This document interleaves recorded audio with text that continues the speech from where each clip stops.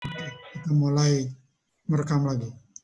Ya, nah jadi tadi sudah kita hitung secara analitis besarnya UR1 max dan UR2 max. Yaitu UR1 max 0,8574 dan 1,0447. Ini adalah UR max yang kita hitung secara analitik. Nah, sekarang kita ingin tahu, kalau tadi pakai SS itu kan pendekatan ya, bagaimana pendekatan kita? Pendekatan kita sudah kita hitung juga tadi bahwa SS adalah ini, cos 0,8525 ya, UR1 max-nya.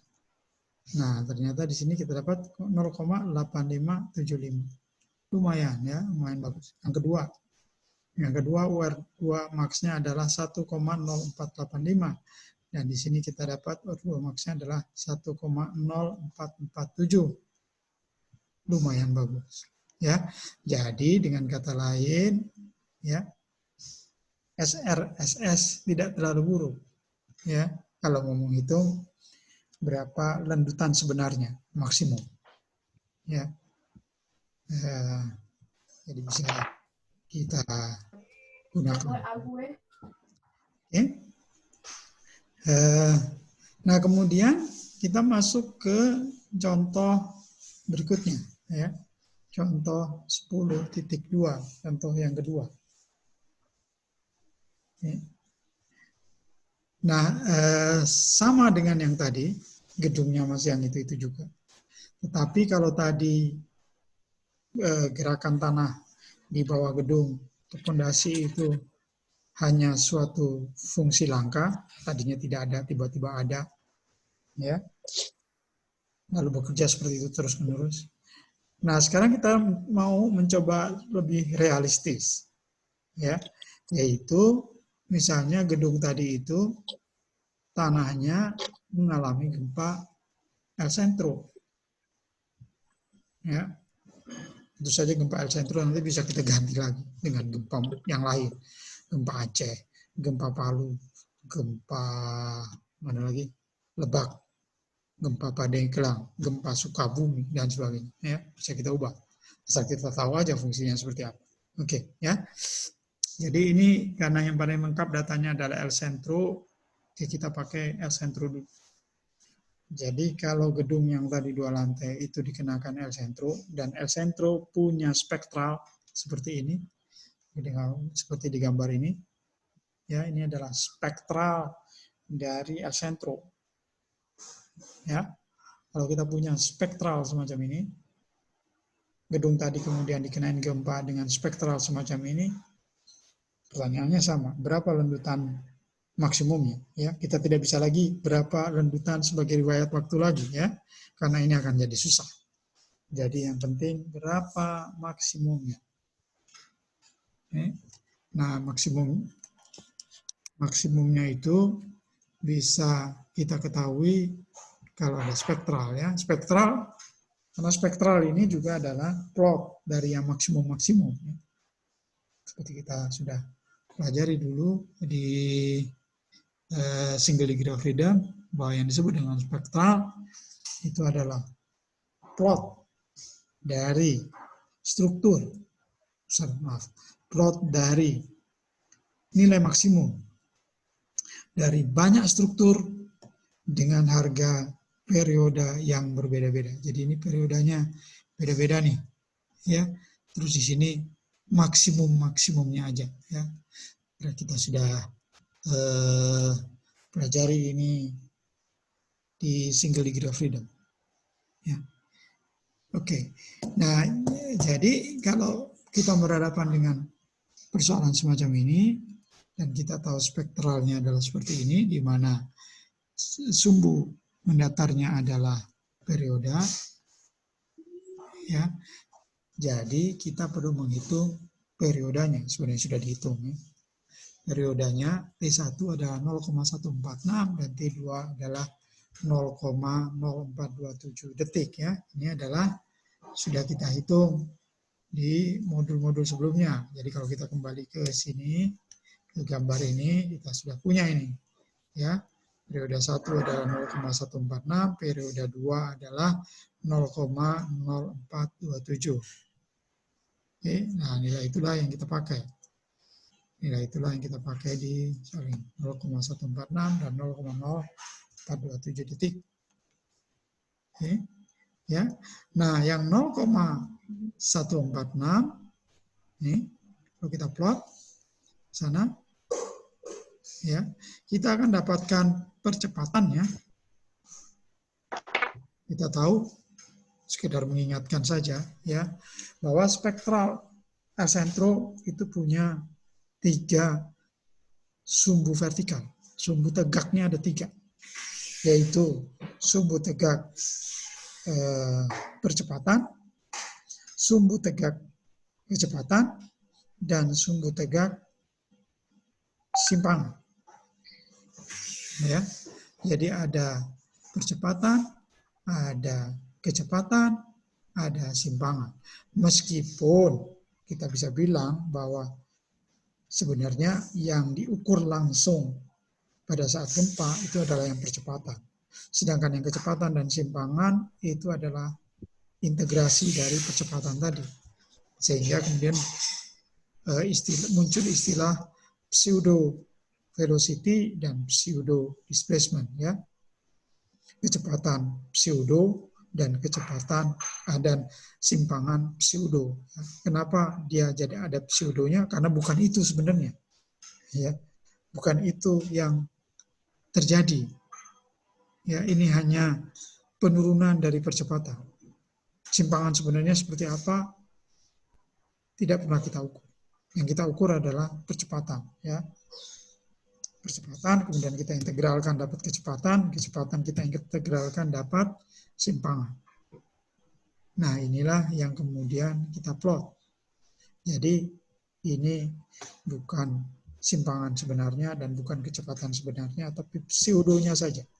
Ya, seperti itu. Ada banyak istilah di bahasa Inggris yang menyatakan seolah-olah simpangan dan seolah-olah kecepatan, pseudo. Kata yang lain yang juga sering dipakai adalah quasi, ya, kuasi, kita terjemahnya dengan kuasi. Jadi misalnya bahwa kita sebut ada beban statik, ya, beban statik. Sebenarnya di alam tidak ada beban statik, ya, tidak ada beban statik. Ada beban statik kalau kita menunjuknya dalam jangka waktu tertentu. Jangka waktu tertentunya bisa pendek, bisa panjang, ya. Itu mungkin statik. Jadi misalnya berat badan kita. Berat sendiri itu adalah beban statik dalam jangka waktu tertentu. Dalam jangka waktu yang lebih panjang ternyata dia bukan beban statik, ya. Kita bilang berapa beratmu? Berat saya katakanlah kalau kita lumayan gendut 100 kilo. Satu kintal, ya, katakanlah. Berat saya 1 kintal, 100 kilo. Itu apakah itu beban statik? Apakah itu beratnya statik? Tidak. Ya. Kalau kemudian kita diet, turun berat badan kita. Ya. Dari 100 ke 70, 60, sebagainya. Nah, jadi sebenarnya yang kita katakan berat kita 100 kilo itu adalah quasi-static. Ya. Seperti statik, padahal tidak statik. Ya. Jadi dia sebenarnya dinamis. Jadi di alam tidak ada yang statis, semua dinamis. Ya, kalau kita katakan statis itu adalah quasi-static. Ya. Sama dengan di sini. Kecepatannya berapa? Kecepatannya di L-sentro ini tidak ada. Yang ada adalah pseudo velocity dan pseudo displacement. Ya, seperti itu kira-kira.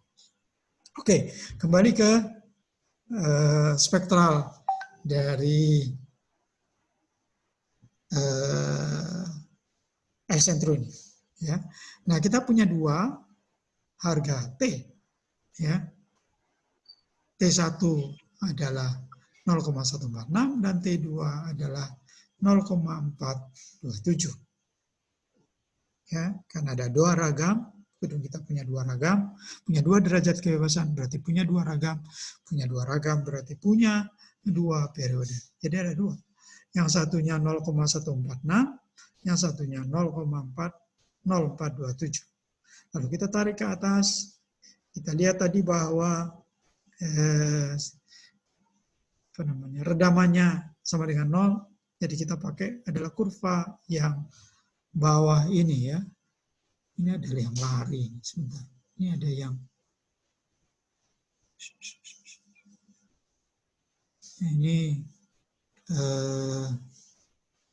iya ini panahnya yang ini lari dia ya. Terusnya nggak di sini panahnya tapi di bawah sini.